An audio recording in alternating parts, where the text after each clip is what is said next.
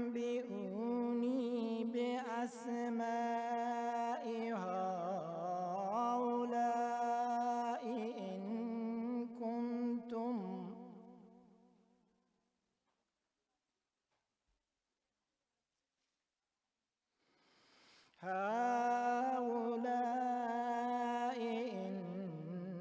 كنتم صادقين.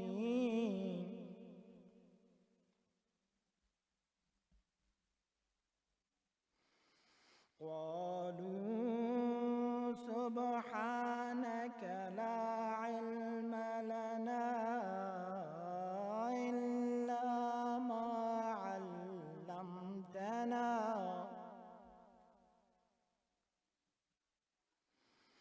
إنك أنت العليم الحكيم.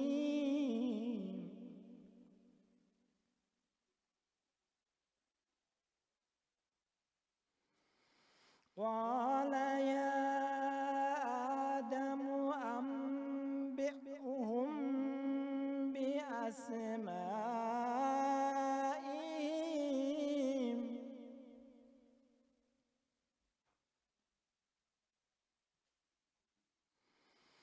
فلما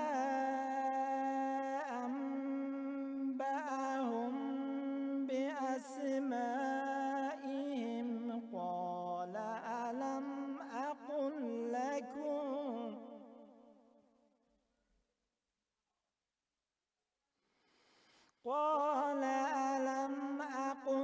لكم إني أعلم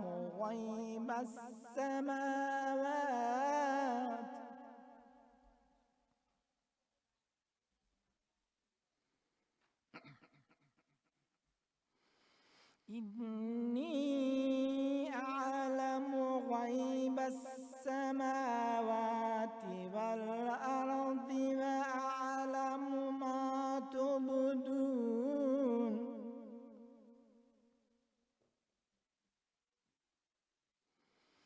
وأعلم ما تبدون وما كنتم تكتمون.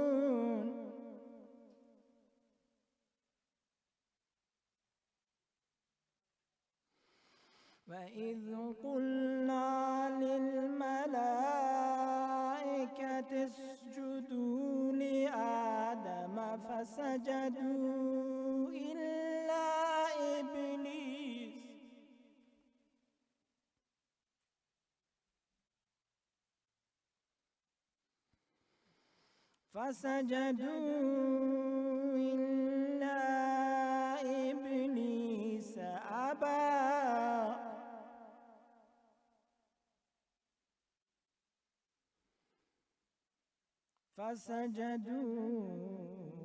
إلا إبليس أبى واستكبر وكان من الكافرين. صدق الله العلي العظيم.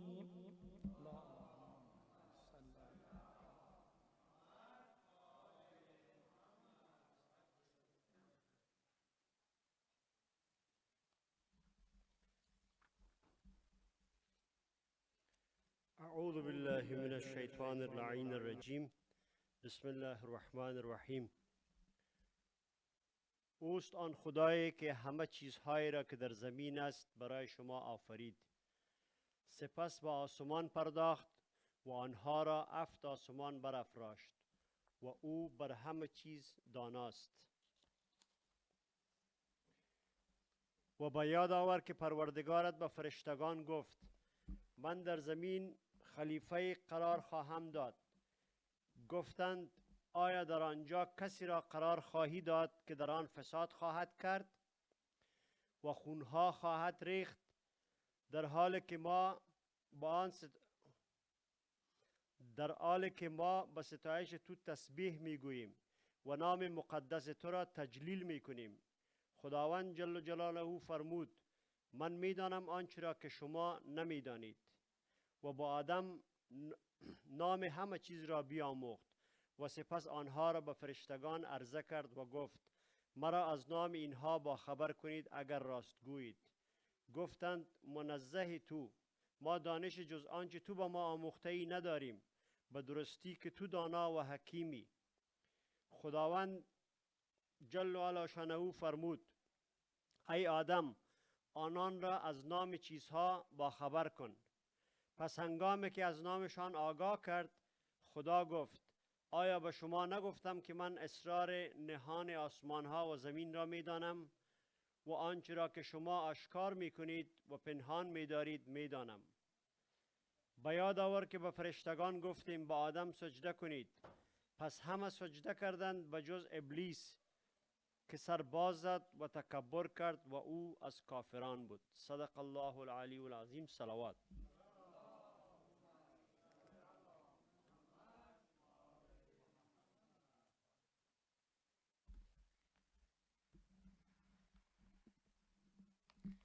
In the name of Allah, the most beneficent, the most merciful.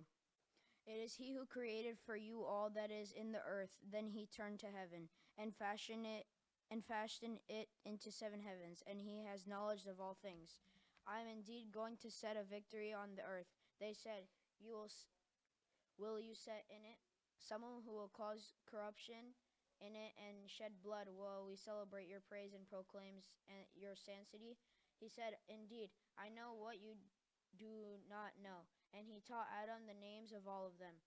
They then presented them to the angels and said, tell me the names of these if you are truthful. They said, immaculate are you? We have no knowledge except you have taught us. Indeed, you are the all-knowing, the all-wise. He said, O Adam, inform them of their names. And when he had informed them of their names, he said, did I not tell you that I know the unseen of the heavens and the earth, and that I know whatever you disclose and whatever you conceal?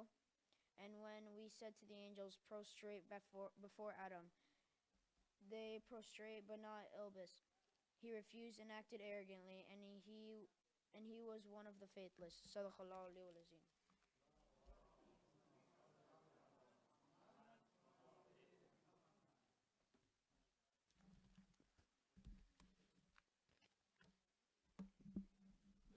خب با تشکر و سپاس فراوان از محترم آقای هدایت، آقای عاملی و آقای عباس حسینی که قرآن و ترجمه فارسی و انگلیسی را به سمع شما رساندن. میرسیم به بخش دوم برنامه امشب. قبل از اینکه بریم و از مطلبی که دوستان تهیه کردن استفاده بکنیم، در همینجا جا داره که از طرف خود و از طرف همه شما عزیزان و سروران یک خوش آمد گرم و رسیدن بخیر بگوییم با محترم آقای مدرس که باز با ما پیوستن بعد از یک سفر. انشالله که در طول راه هم تکلیف ندیده باشن و زیارتایشان چه در عراق و چه در ایران مورد قبول درگاه حق. سرسلامتی محترم آقای مدرس، صلوات محمد پسند ختم بفرمایید عزیزان. اللهم صل علی محمد و آل محمد وعجل. خب برنامه را ادامه خواهیم داد. از محترم آقای تهرانی خواهش میکنم که تشریف بیارن و مطلب را که تهیه کردن را به سمع شما برسانند. سرسلامتی محترم آقای تهرانی، صلوات محمد پسند ختم بفرمایید عزیزان. اللهم صل علی محمد و آل محمد.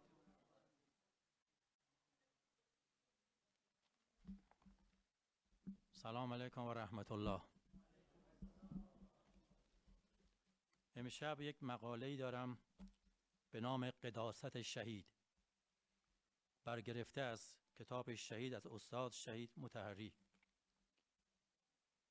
و بعد از این مقاله کوتاه اشعاری از پروین اعتصامی که در این راستا می باشد. بسم الله الرحمن الرحیم.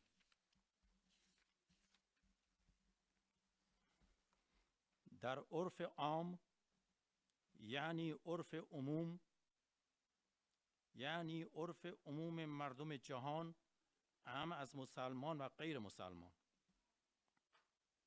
در عرف خاص مسلمانان برخی از کلمات و واژه‌ها از نوعی عظمت و احترام و احیانا قداست است،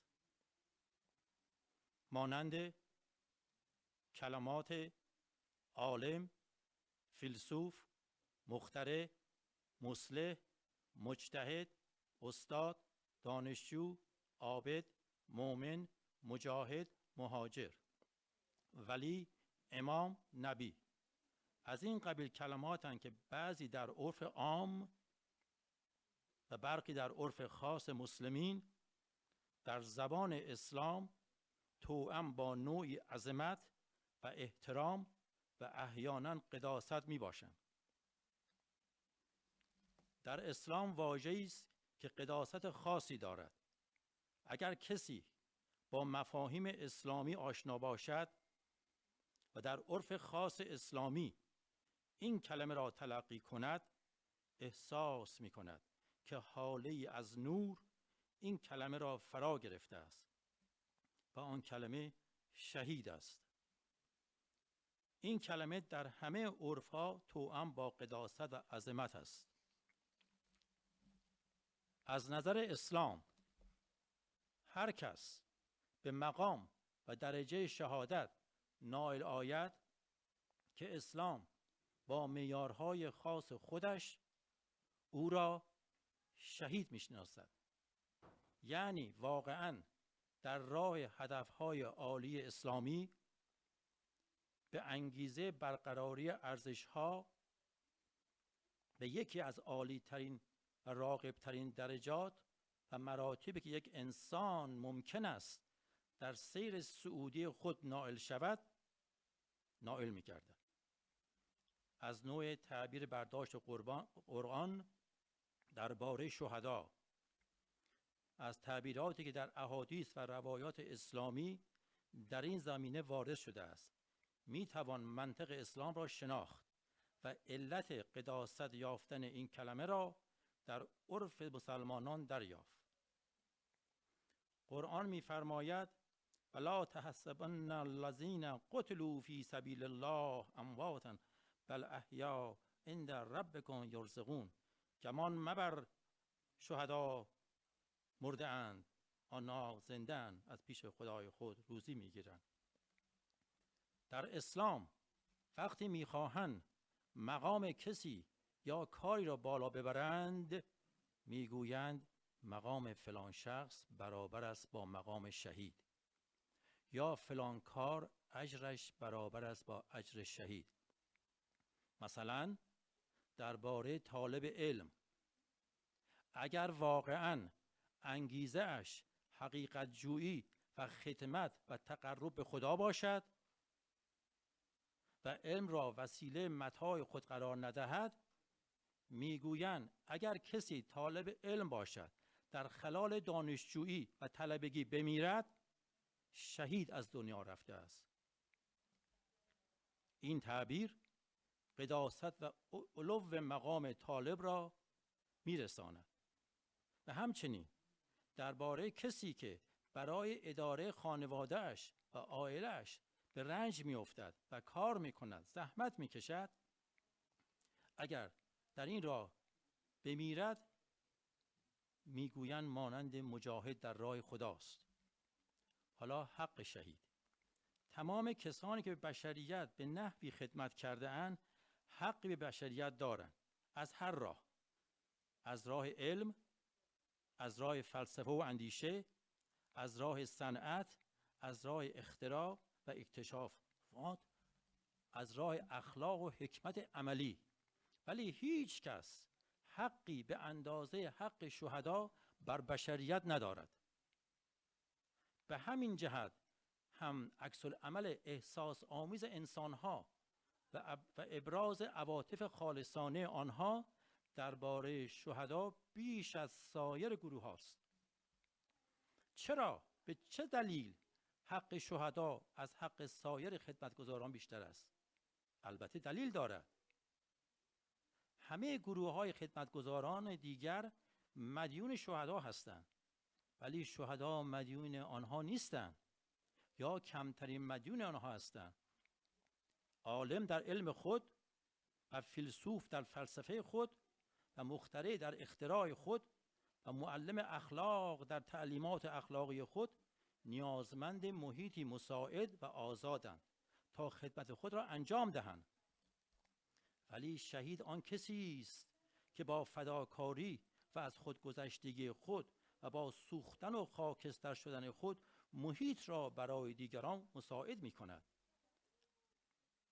مثل شهید مثل شمع است که خدمتش از نوع سوخته شدن و فانی شدن و پرتو افکندن است تا دیگران در این پرتو که به بهای نیستی او تمام شده است بنشینند و آسایش بیابند و کار خویش را انجام دهند.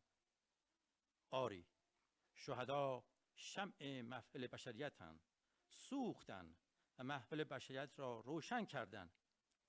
اگر این محفل تاریک میماند هیچ دستگاهی نمیتوانست کار خود را آغاز کند یا ادامه دهد.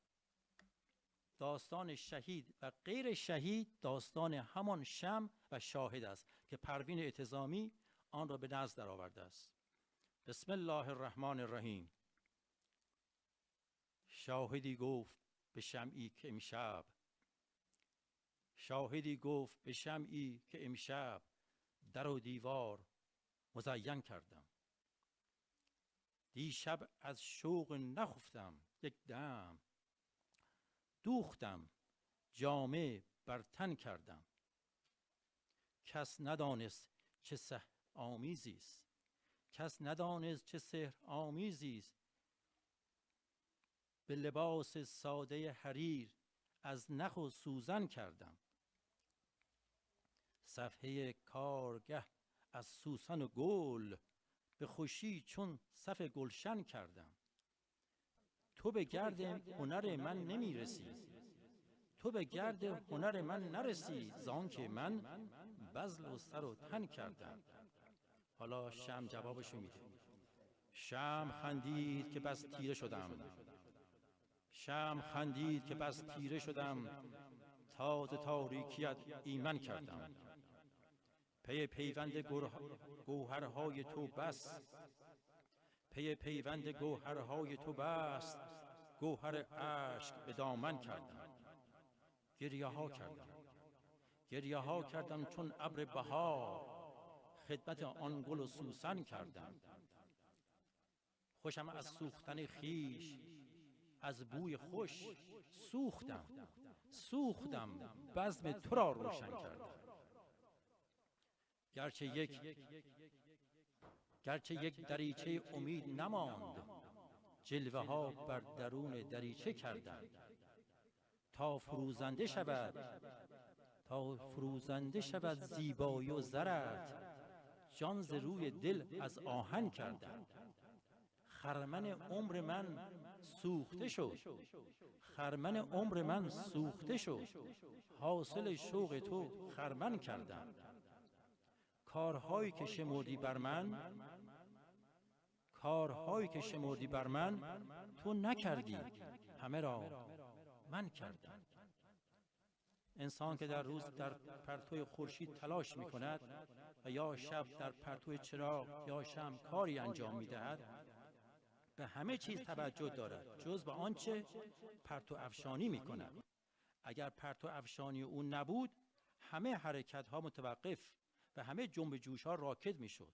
شهدا پرتو افشانان و شمع های فروزنده اجتماعند. اگر پرتو افشانی آن در ظلمات استبدادها، ظلمها و خباستها نبود، بشر راه به جایی نمی برد. درود بر شهدا، لعنت الله بر ظالمین. صلوات.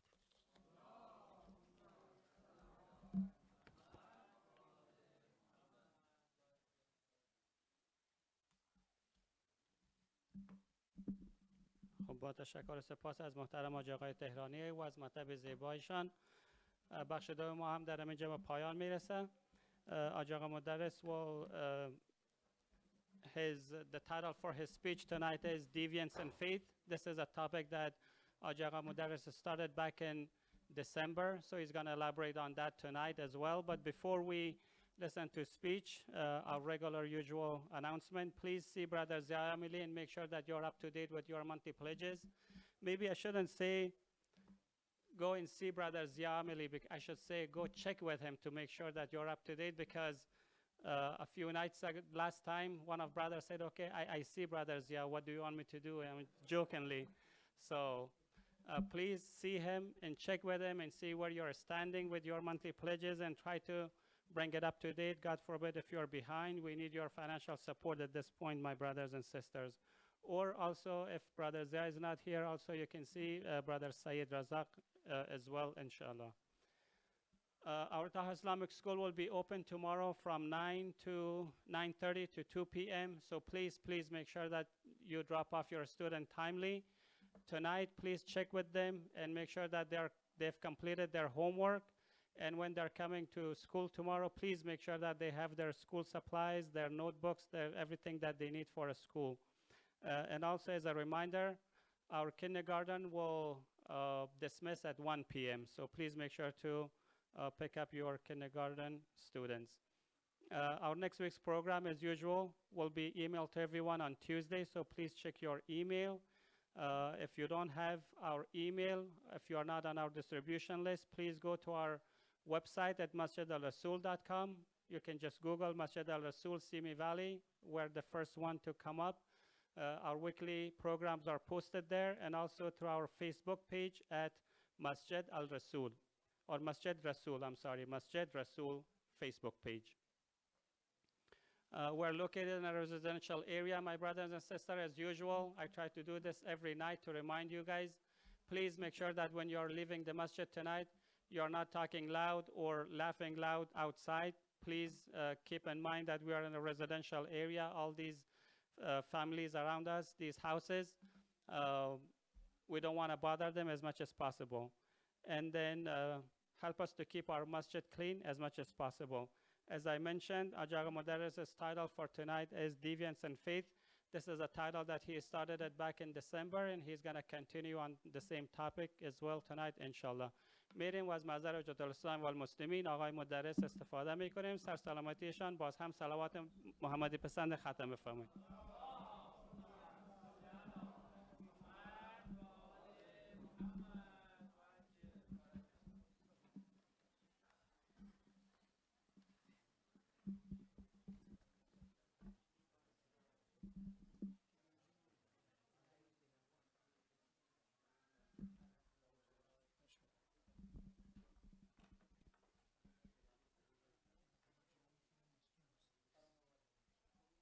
السلام عليكم ورحمة الله وبركاته.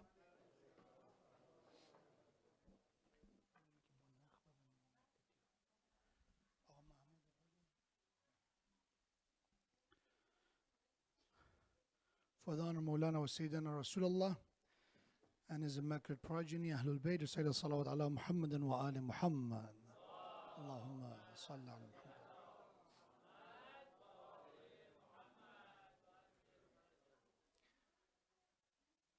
Before I start, thanks to Allah subhanahu wa ta'ala that once again we gathered here today, and it was a tawfiq to meet my brothers and sisters once again in Masjid Al-Rasool. May Allah subhanahu wa ta'ala accept all our efforts in different forms. Those who were able to go to the ziyarah, may Allah inshallah accept their efforts in the journey of visiting the holy sites and the graves of Ahlul Bayt.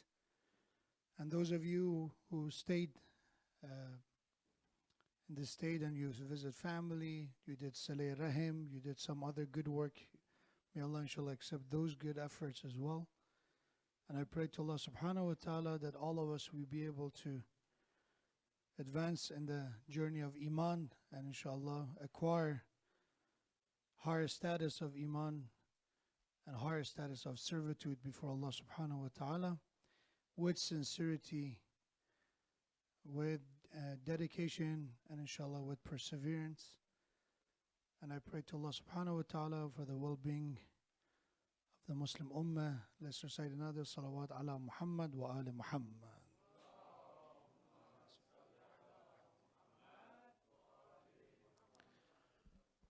أعوذ بالله من الشيطان اللعين الرجيم بسم الله الرحمن الرحيم لا حول ولا قوة إلا بالله العلي العظيم الحمد لله رب العالمين وصلى الله على سيدنا ونبينا محمد.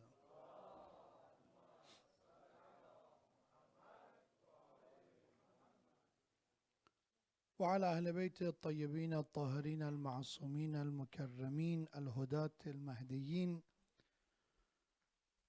واللعن الدائم على أعدائهم أعداء الله أجمعين من الآن إلى لقاء يوم الدين. قال الله تبارك وتعالى في القرآن الكريم وقوله الحق وهو أصدق الصادقين: قل اللهم مالك الملك تؤتي الملك من تشاء وتنزع الملك ممن تشاء وتعز من تشاء وتذل من تشاء بيده الخير وهو على كل شيء قدير. صدق الله العلي العظيم. صلوات على محمد وآل محمد.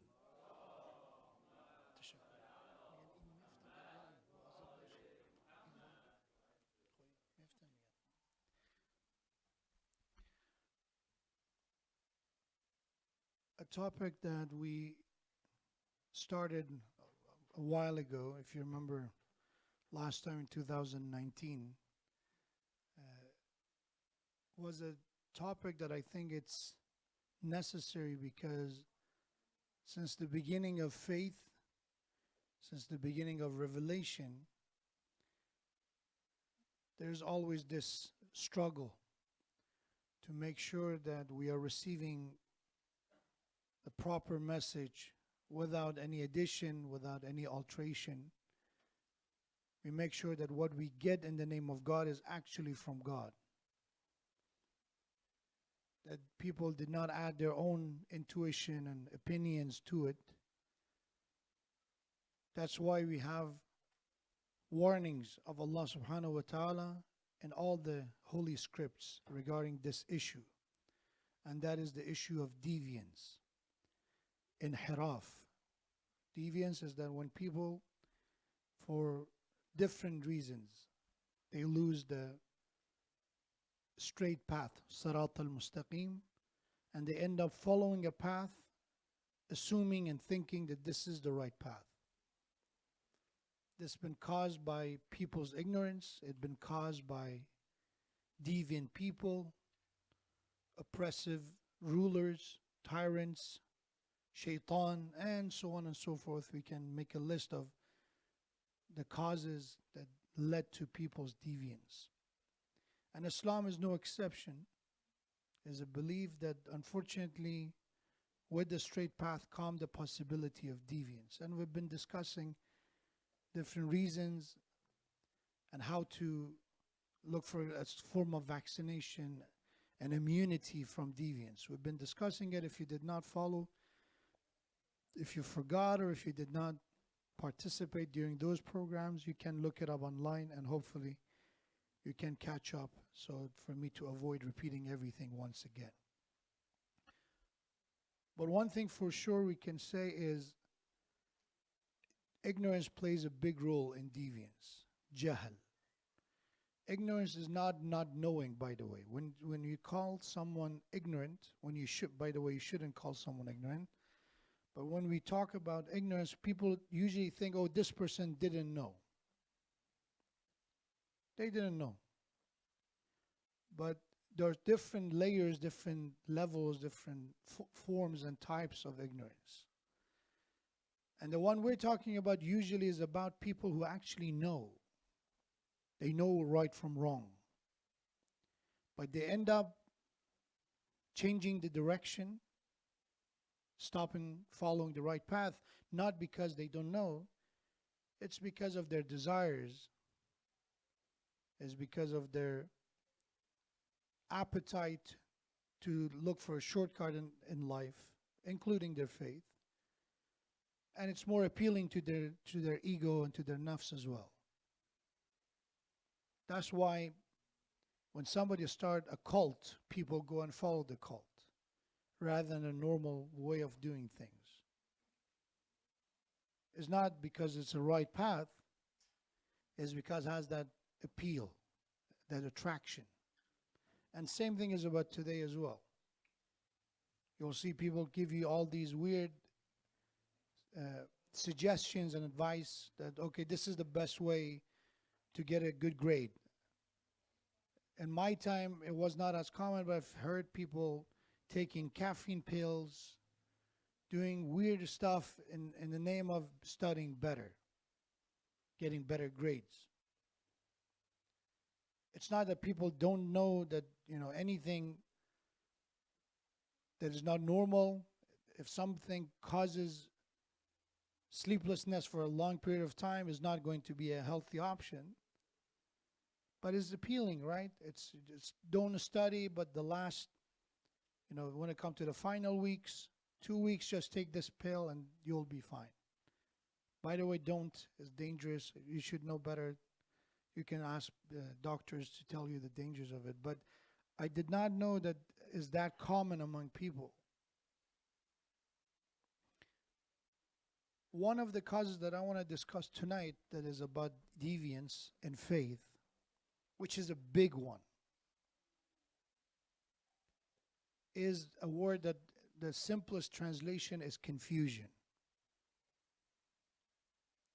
When right and wrong, truth and falsehood, they get mixed to a degree that people cannot recognize what's right and what's wrong anymore. And this confusion happens in basic matters of religion and faith and spirituality, and happens in advanced level as well. So we have people who confuse basic stuff, right? Very basic matters. We have people who, after Prophet Muhammad sallallahu alaihi wasallam, they were confused for some reason. Not the, by the way, not the leaders. The leaders, they actually know what's going on. We're talking about blind followers, masses, people, average person. They got confused that there is a prophet after Prophet Muhammad, and he is the seal of the messenger. He's the final prophet of God. So they went and actually followed someone else after him as a prophet of God. That's one form of confusion in the basic matters such as prophethood. And then we have other form of confusion at advanced level, like people who are representatives of Imam Mahdi, and they lost their path to a degree that Imam denounced them, rejected them. That's okay, these people, they don't represent me anymore. And they were actual representative of the Imam. So it could happen in any level. When confusion happened, when understandings of basics of faith is not as strong. And I want you to understand, I'm not going to prolong this topic tonight, but it's a very basic but very important concept. Understanding that we have to clarify what we believe. We cannot stay in the state of confusion for a long period of time. There are gray areas, I understand. There are differences of opinion, I understand. But there are matters that there is no gray area about them. They're very straightforward. But people are confused because we try to understand from the lens of public how people live, and then we try to find a kind of balance between these two. People do certain things, and then we try to do something called, living a lifestyle of a mu'min, a believer. And in some cases, there is a balanced form, there is a balanced version, but in some cases, they don't add up. An example is that people, those who are mu'min, those who are Muslim, we don't drink. We don't drink for, it's a very straightforward rule. No drinking. But there are those who try to assimilate somehow. We don't drink, but we take shady photos with apple cider for some reason. Why? Because we don't drink. So that's one part of our personality. We're raised with it. And there's another one which is public, pushing you that, okay, this is the way that it means you're happy. And I want to tell people, and I want to show people that I am happy. So how to find a balanced version? Let's find something. You know, we make sure that the bottle, the sign is not visible. I don't know. It's just one example of, you know, these are basics. Confusion is the reason. And Quran, I talked about this as a reminder, I repeated, that Allah said, whatever you do in faith, you're not doing it for God. This should be crystal clear to all of us. Allah said, if you believe, if you have iman, it's for you, not for us. If you give charity, it's for you, not for me. If you pray, you do it for yourself, not for me. The list goes on.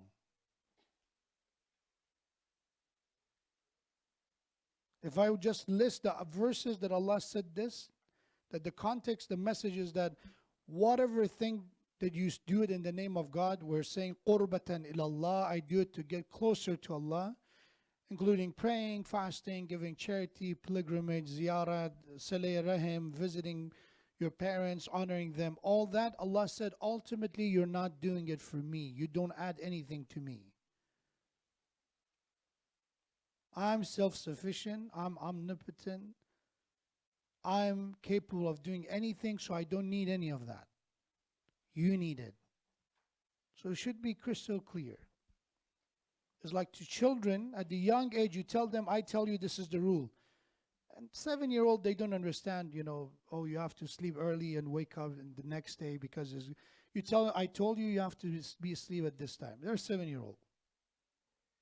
But by the age of 15, they should know that why they have to sleep early or why they have to have, you know, schedule with it. They should know it. You cannot tell them anymore, okay, you have to sleep because I tell you. It's not going to work anymore. So Allah subhanahu wa ta'ala's approach to humanity is the same approach. Basic thing is, Ya ayyuhalladhina amanu aminu. All believers have iman. But once you have the iman, we're not saying that you should have the iman because I'm telling you, it's because of your own benefit. You should get it. Nobody is going to benefit more than, you know, when it comes to your faith and religion and being a religious person than you. No one else. That's it. So confusion is the cause, one of the causes of deviance. What is the solution? What's the cure? It's very simple. When you look for truth, don't look at people.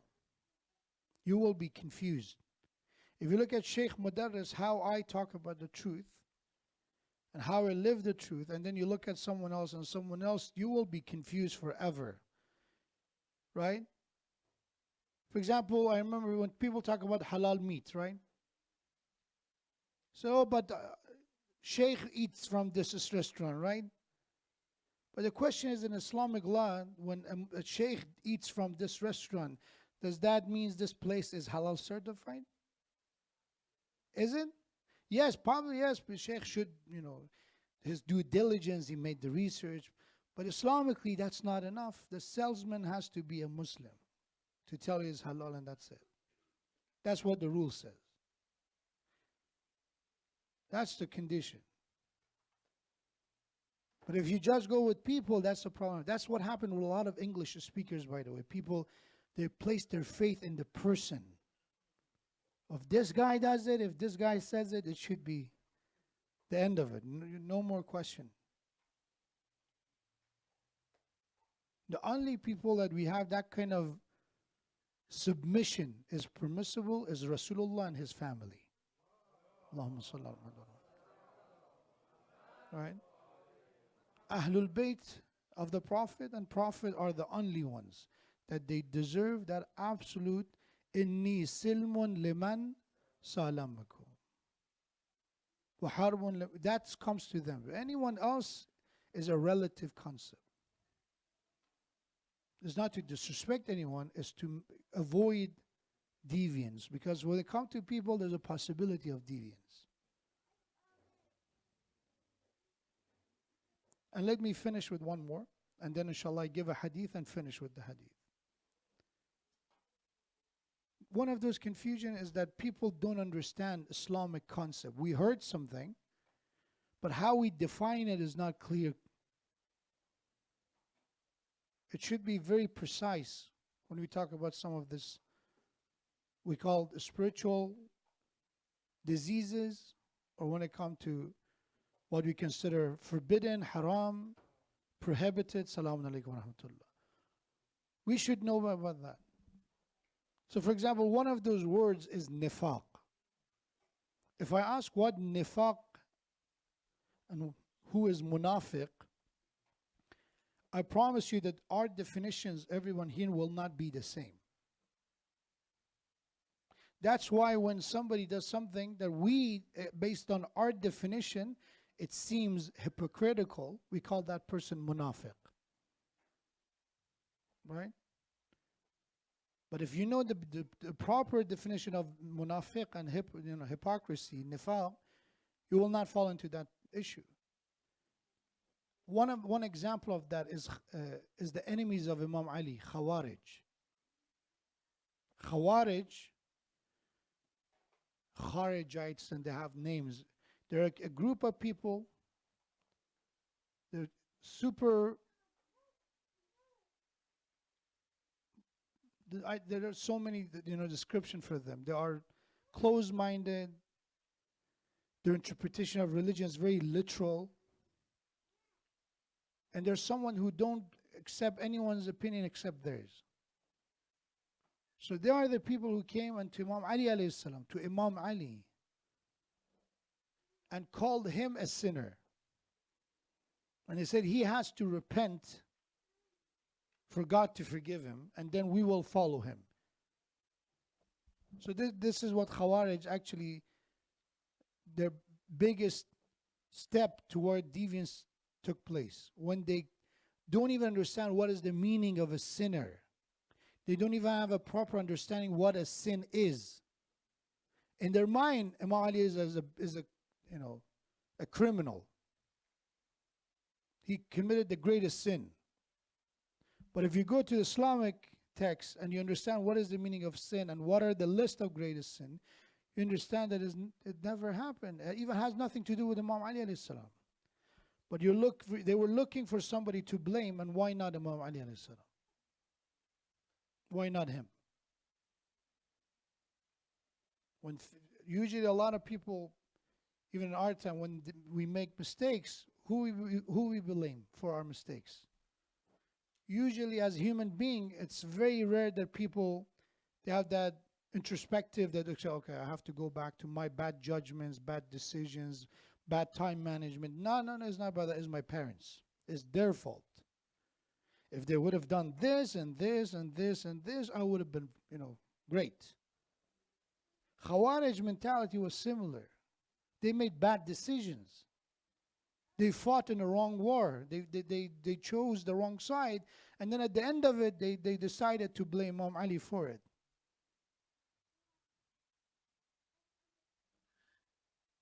So it's important to understand the definition and application of concepts that they are leading toward what we consider right and wrong. There are matters that they are, which we call mustahabbat and makruhat. Even if you don't understand what they are, that's fine. Inshallah, we will not be committed and damned to hell because of a makruh, because of something that was not recommended. We're talking about the priorities. What is an obligation, what is a must, and what is a forbidden, what is a haram that you stay away. Focus has to start with those, then inshallah you go to the next step and talking about recommendations. But in those haram and wajib, halal and haram, it's very important to understand the meaning of them. Let me talk about hypocrisy as an example. Hopefully you understand the concept. When people, they live, and they present themselves in a certain way, and then they, in a different platform, in a different setting, they present themselves differently. People think this is hypocrisy. Or in front of me, you were wearing this, and then in a different setting, you were wearing that. This is hypocrisy. Right? This is not a proper meaning and definition of hypocrisy. Hypocrisy is when you believe something and what you say is opposite or against what you believe. That's what hypocrisy is. That's who a munafiq and a hypocrite is. You don't believe in religion, you don't believe in God, you don't believe in Ahlul Bayt, you don't believe in any of that. You come to the masjid, you pretend, God forbid, you believe in those just for some gain, because you wanted to find some, I don't know, networking, some connections, or you want to talk to someone, you want to socialize. But in the deep down, you don't believe in any of that. You call all that a sham, waste of time. But in your words, you say, no, I'm a great, alhamdulillah, mash. You said one of those people that in one sentence, people say, Sheikh Modarres, you say inshallah a lot. Some people, I'm their student, and the number of inshallah they say. Inshallah, mashallah, alhamdulillah, and this is going to happen. But deep down, we don't believe in any of that. That's what hypocrisy is about. But you dress for occasion. Imam Ali alayhi salam was a man that in the war, he had no mercy when it comes to somebody who had some form of threat against the safety of people, Muslim ummah, nothing. No negotiation. But when it comes to orphans, is absolutely a different person. With an orphan, he acts like a sheep to make an orphan laugh. The same man who doesn't negotiate, that from the look of his eyes, enemies will start to shiver. And do you see the fear? Just the look of the Ali alayhi salam caused that kind of fear. That Ali in dealing with the orphans and children is an absolutely different person. That's not hypocrisy. But people think it is. That's the problem. That's why people call their parents hypocrite. I've heard it. So you see, my dad is smiling and laughing and such a nice person. In the house, he's not the same guy, right? He's like, tell me, sit down and do this. Why you're not nice with me the way you're nice with people? And I tell them, because it's not the same setting. You are his child. His responsibility is to teach you manners and adab and etiquette, and sometimes, like everything else, it requires discipline, and discipline means to be straightforward and sometimes tough. Well, with people that somebody just saw for the first time, it's not about you disciplining them or teaching them anything. It's about encounter, it's about a casual conversation. That's not hypocrisy. But people, they heard the word munafiq and they label their dads and moms and husbands and wives hypocrite. Basics. This is a confusion. Social media, another confusion. In the masjid, it says a public platform. In public, we present ourselves in a certain way, right?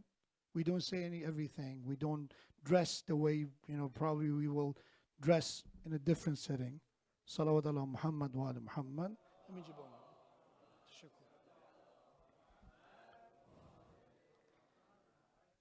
Now you know why I'm holding the mic, right? Okay. So,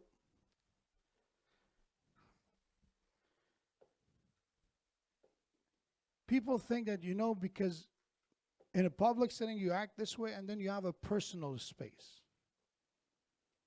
In that personal space, you of course dress differently and all that, which is true. But the question is that, is social media something you post and then everybody have access to?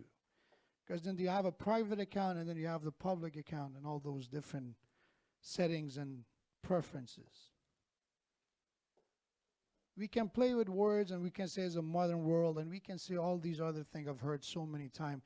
We're not living in 1400 years ago. This is 2020 now and all that.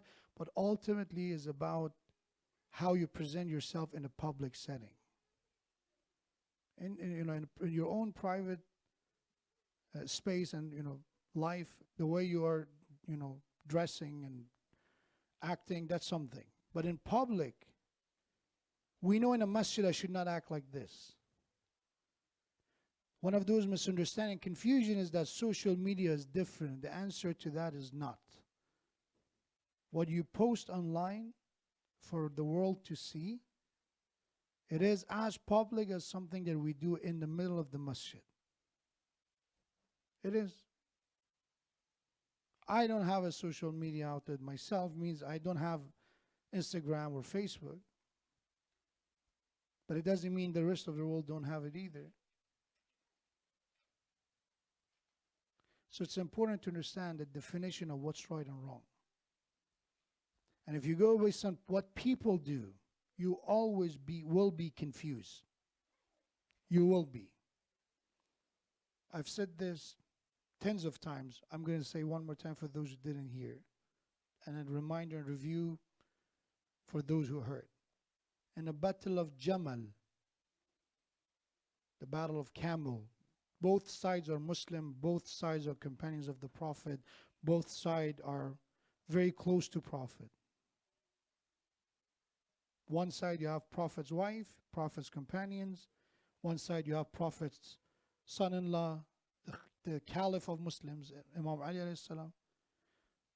So someone came to Imam Ali alayhi salam and said, I'm confused. Both sides seem to be right people, good people, close to Prophet, relatives of Prophet. Who is right? I'm confused. At least he had that honesty to come and say it out loud, that I'm confused. Some of us, we don't even want to admit that I'm confused. And Imam alayhi salam said, the issue that you are facing is that you try to find what's right and the truth based on people. You're looking at the people and that you said, okay, well, that guy should be like this, and that person should act like this, and that person will not be wrong. And who is the person, by the way, which he is the one saying this? Imam Ali, right? Imam Ali is someone that Prophet said, Aliyun ma'al haq wal haqqu ma'ali. Shia and Sunni narrated this tradition. Said Ali is with truth and truth is with Ali. They are equivalent.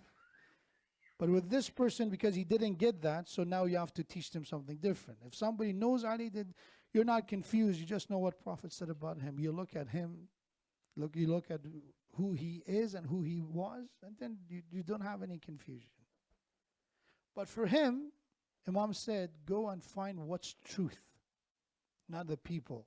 Understand what's right. For example, when we talk about being sincere, what's the meaning of being sincere? When we talk about hypocrisy, understand what's the meaning of being a hypocrite.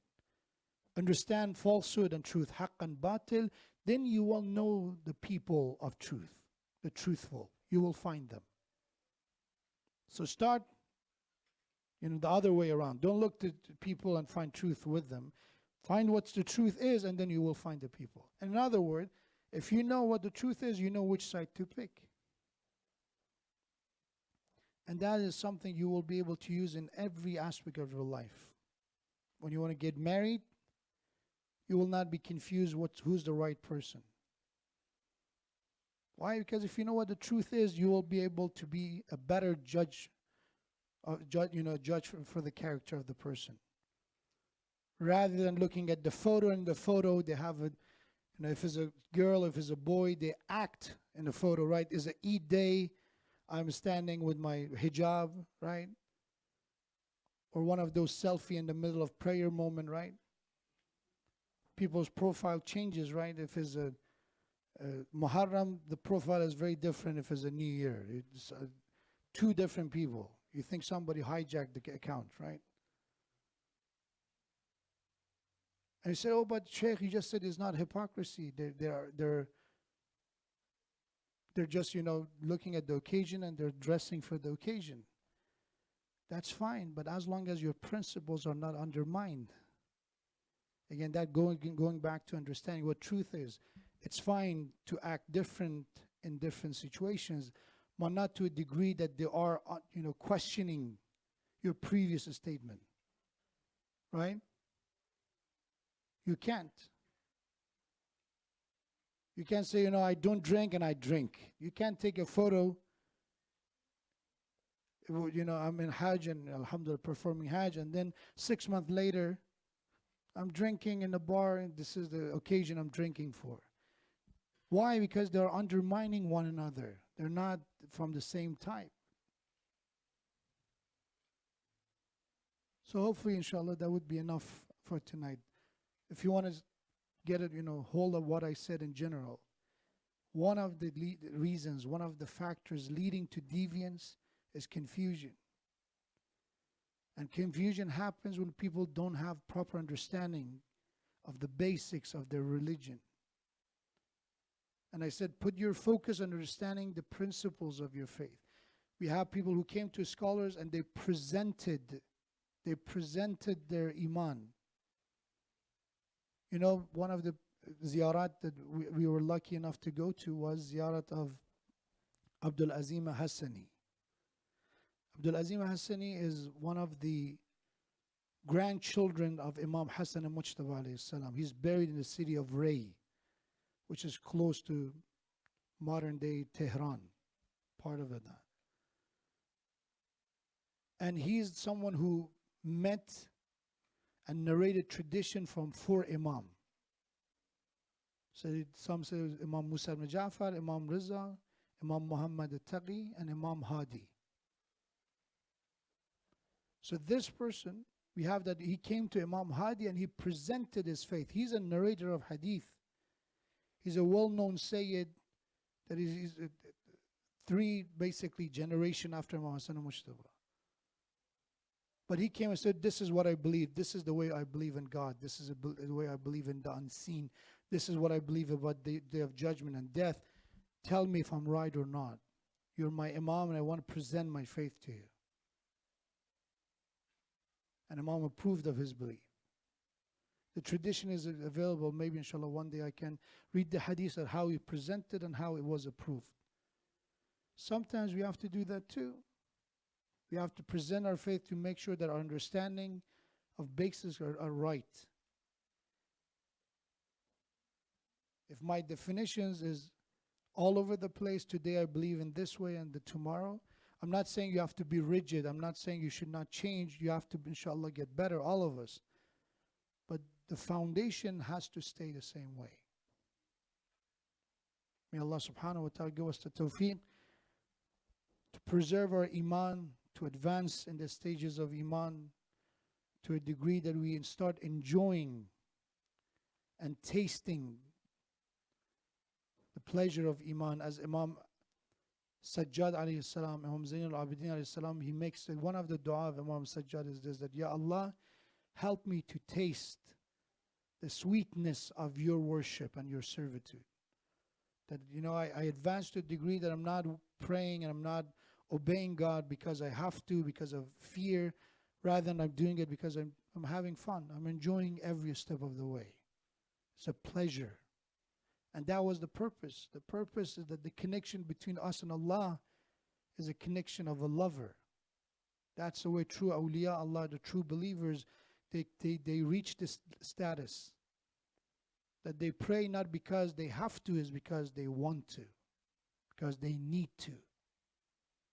The same way when you breathe, you don't think about, oh, should I breathe or not? It's something that you know you have to, you need it. May Allah subhanahu wa ta'ala give us the tawfiq with the salawat ala Muhammad wa ali Muhammad.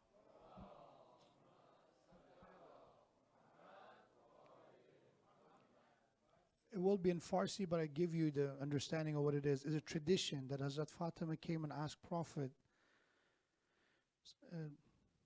was it a matter that Hazrat Fatima came to Rasulullah, and in return the Prophet asked Hazrat Fatima salamullah alayha to learn 3 things. And this is basically, I will be speaking Farsi. What are the 3 things? All of them start with this: Man yu'min billah wal yawm al-akhir.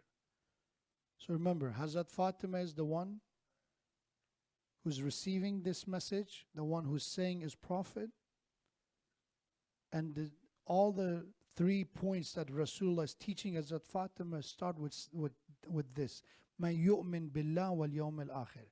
The one who believes in God and believes in Day of Judgment. And then after that, Rasulullah says what he has to say. That if you believe in God and Day of Judgment, then this. And the source, the reference of the hadith is Al-Kafi. one of the reliable books that we have. So what are the three things? Number one, Prophet said, the one who believes in Day of Judgment, the one who believes in Allah, one of the two most important principles of faith, such person must protect and honor their neighbors. That's number one. So if you believe in Day of Judgment, if you believe in Allah, your neighbors have to be not only not suffering because they're your neighbor, you have to also honor them. That's number one. As a Muslim, when Hajj Farzad always say, please be aware of your neighbors. We don't want to get shut down. We don't want them to complain. Honestly, I don't care if they complain or not. As Muslims, we have to be good neighbors. That's it. Forget about complaint. Forget about, like what I just been talking about, right? Not doing the right thing because of fear rather than love, That again, even if they don't complain, I should not cause any discomfort for my neighbor.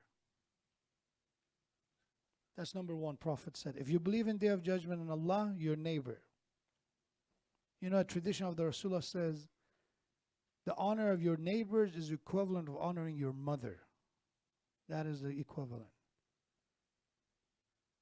Second one, Rasulullah said to Hazrat Fatima Salamullah alayha, is to honor your guest. So, if you believe in Allah and if you believe in Day of Judgment, honor your guest. Wakrim dhayfahu. Dhayf is somebody who's your guest. How to honor them? The tradition said minimum is that you don't ask them to do something when you're your guest. So we have that Imam Rizal, he has someone over, and at that time they had this lantern for the light. So we have a wind, basically the lantern goes off, so the guest stands up to go and turn it on again. Imam alayhi salam hold him by his hand and said, sit down. And then he did it himself. He does it himself. And then he looked at him and he smiles to just make sure it's not a tense moment. Imam said, we are not a family who ask our guests to do something. That's minimal. Second is that you accompany your guest for a few steps. So don't sit down and say, okay, you know the way. These are basics. So that's number two. If you believe in Allah on Day of Judgment, that's what Rasulullah said, to honor your guests. Recite the salawat ala Muhammad wa ali Muhammad.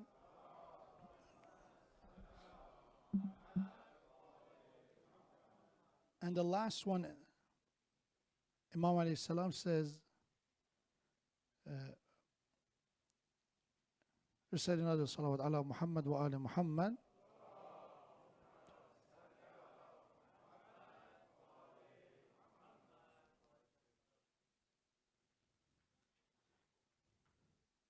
من كان يؤمن بالله واليوم الآخر فليقل خيرا أو ليسكت. So if you believe in Allah and Day of Judgment, then say what's khair and good, or be quiet. That's it. In English they say, if you have nothing good to say, don't say it. Don't say anything. But one big difference of, again, confusion, right, is that people think something good is something complimentary. So something good means just inflate me, right? You're the best, it doesn't matter what happened. You are. Good means sometimes good could be criticism, constructive criticism. In that cultural context means if you have nothing good to say, means don't criticize me. We even call good criticism judgment. So don't judge me. Judgment, again, I said big difference between judgment and criticism is that you cannot do anything about judgment. Oh, you look horrible. That's not criticism. Criticism says, I think you can dress better. I think you should spend more time with this. That's very friendly, without insulting. So if you have nothing good to say, Rasulullah said, if you believe in Allah on Day of Judgment, then stay sukut, be quiet. That could be a very important element. So guest, number one, if I go in order, neighbor, guest, your words. These are the three things Rasulullah taught Hazrat Fatima Salamullah alayha to follow, to learn, and to practice. Recite salawat ala Muhammad wa ala Muhammad.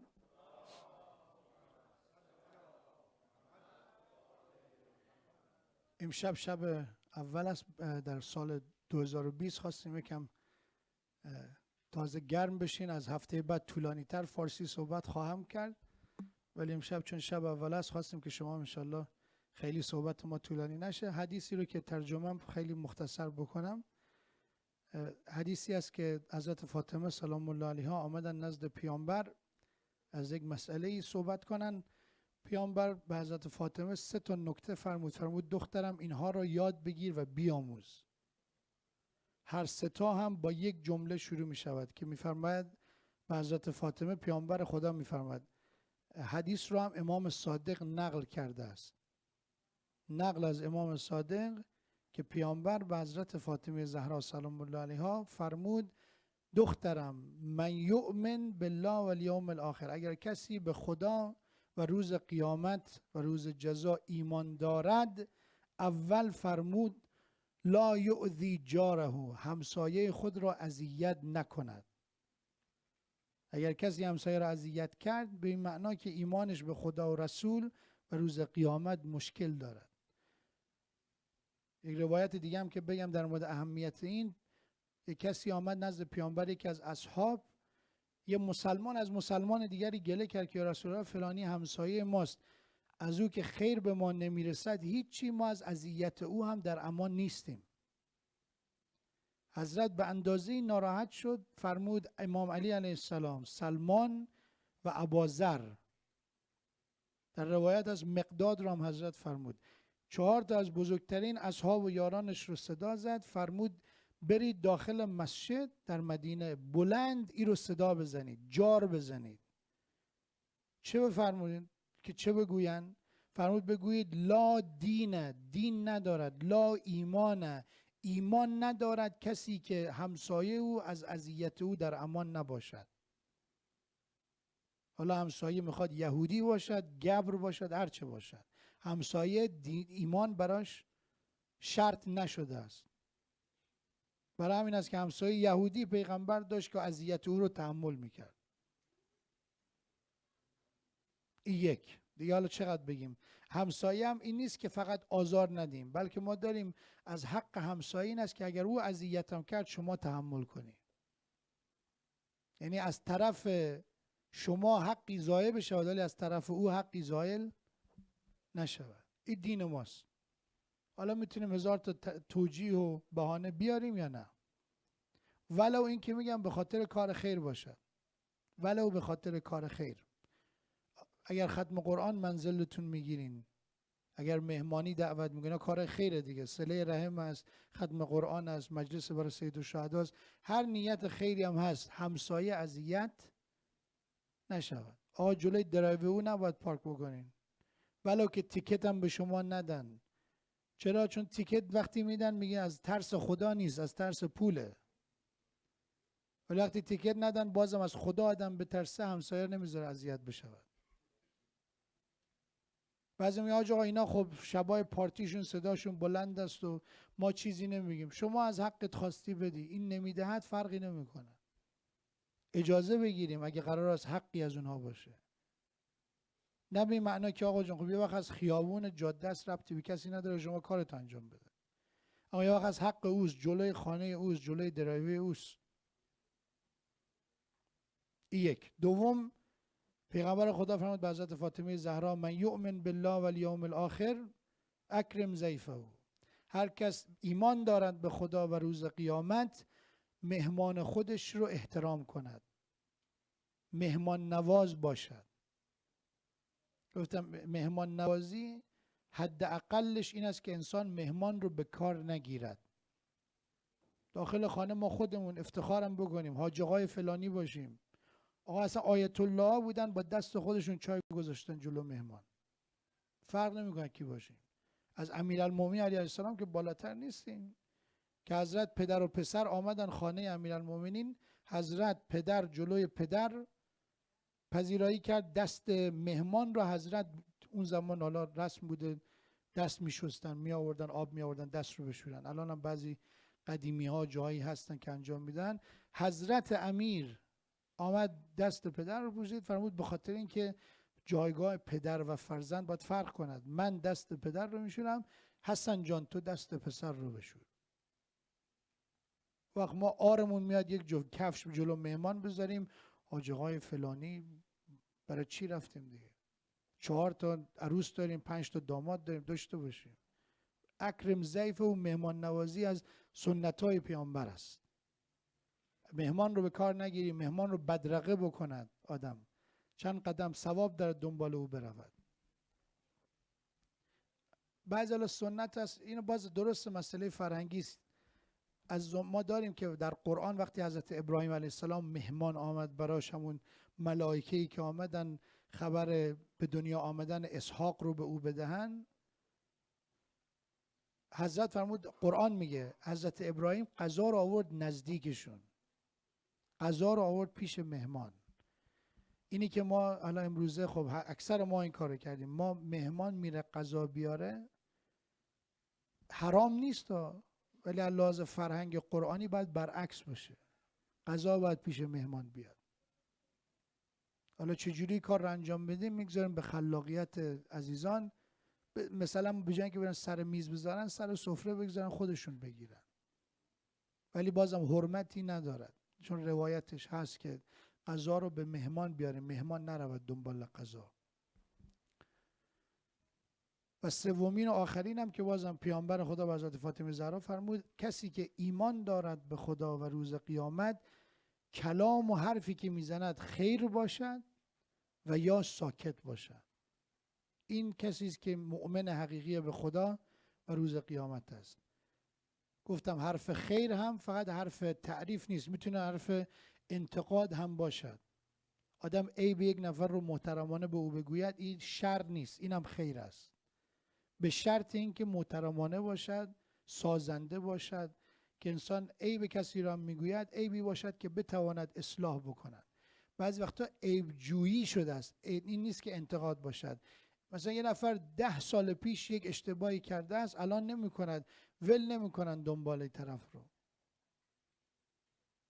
یک عیبی یک اشکالی داشته است 10 سال پیش، الان هم ندارد.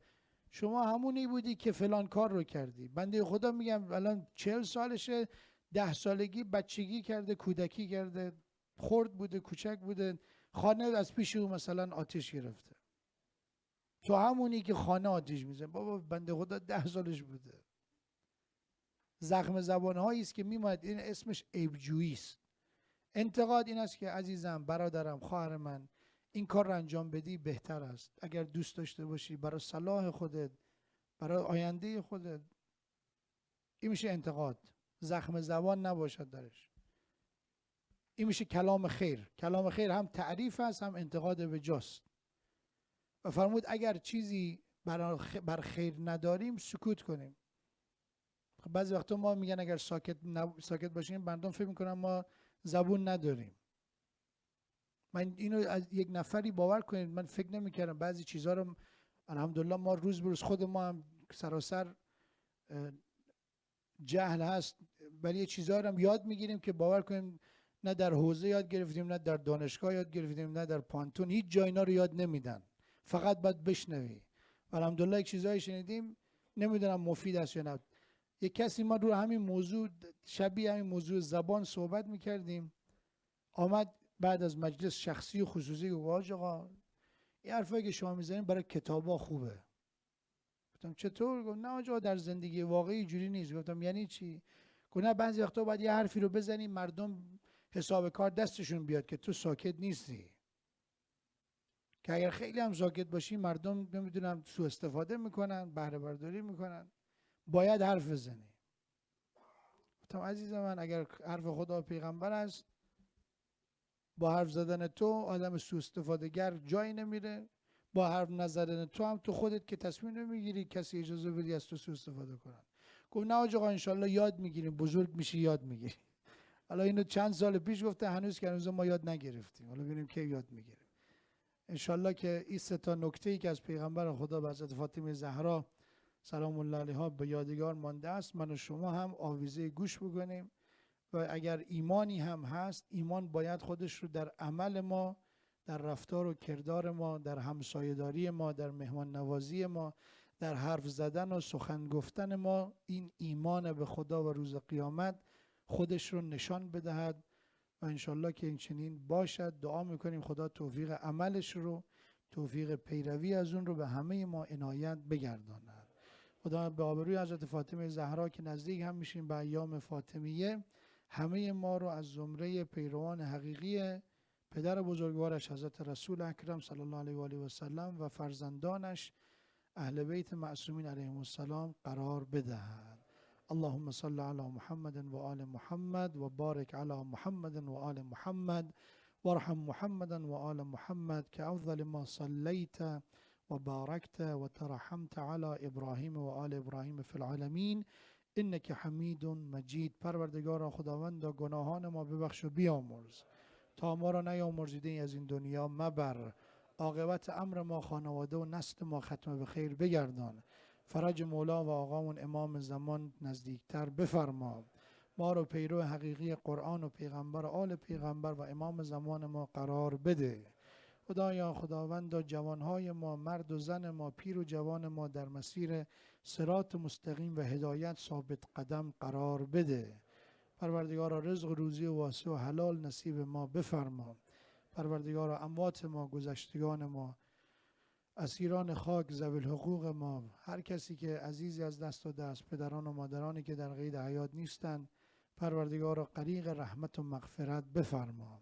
اللهم اغفر لنا ولوالدينا ولوالدي والدينا ولمن له حق علينا ولجميع المؤمنين والمؤمنات. Let's inshallah finish with زيارة وعجل اللهم في فرج مولانا صاحب العصر والزمان. السلام عليك يا رسول الله، السلام عليك يا نبي الله، يا خير خلق الله، يا خاتم النبيين. السلام عليك يا مولاتنا يا فاطمة الزهراء سيدة نساء العالمين.